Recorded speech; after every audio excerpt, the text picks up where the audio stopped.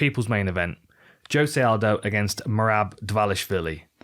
Okay, now I've done a war room on this, so if you've not checked that out, go and check that out. I get into it a little bit more than we are going to here. 31-7 for José Aldo, 14-4 for Merab Dvalishvili. 1 inch height advantage for Aldo, 2 inch reach advantage for Aldo. Highest striking output for Merab, incredible takedown average at 7.3 for Merab, but Aldo with a 90% takedown defense. Go on then. What's your top line? How does Aldo win if he beats him? Has Aldo ever lost to a wrestler before? I mean, he was grounded by Peter Yan, wasn't he? Yeah, but Peter Yan's not really a wrestler. I mean, the thing is, like, if you look at Aldo's record, it's against wrestlers when he was a featherweight, he was almost unstoppable. I said this in the war room: 22 takedown attempts from Frankie Edgar, and he landed 2. That's over both fights. Like Chad Mendes landed 1 takedown in their second fight, and like he's got such a good habit of bouncing back up to his feet. Very few people are credited with a takedown over him. 1 of 2 for Peter Yan, 450 of control.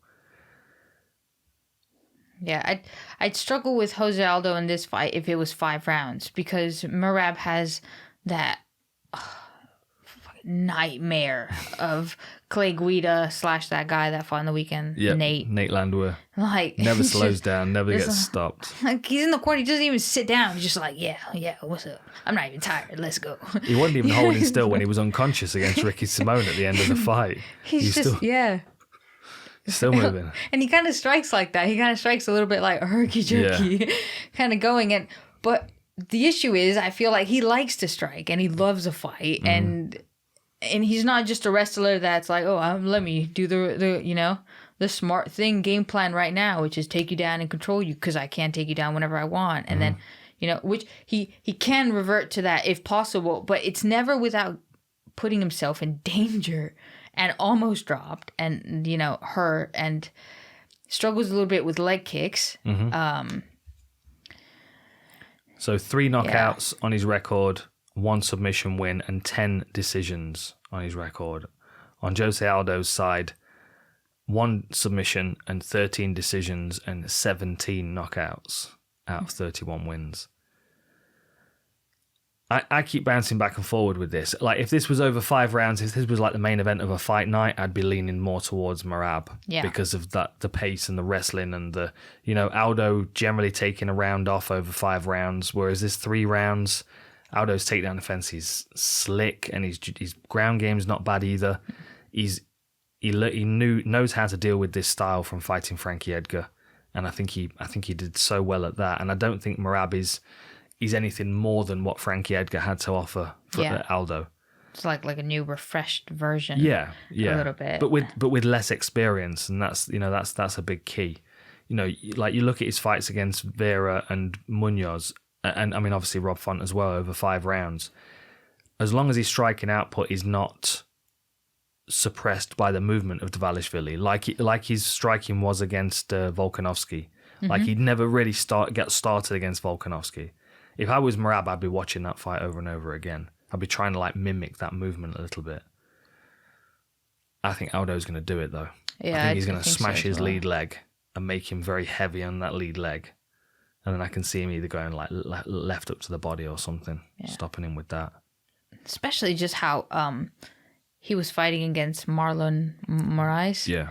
That just goes to show you, of course, Marlon got just exhausted in that second round. He was just like, I've had enough of this fight.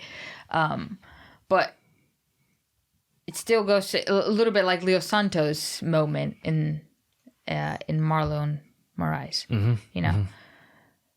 But it still doesn't, you still see him getting caught a lot. And he's such a fun fighter to watch just because he'll put himself in danger, put himself in risk, and then go, and his takedowns are really deep when he goes for it, because he throws a hand I'm gonna get you, and if I don't, I just leg lace your leg and just use all that momentum to drive you down, and then top pressure and punch and I'll keep you there, and if not, I'll take you down again. So that can be an issue.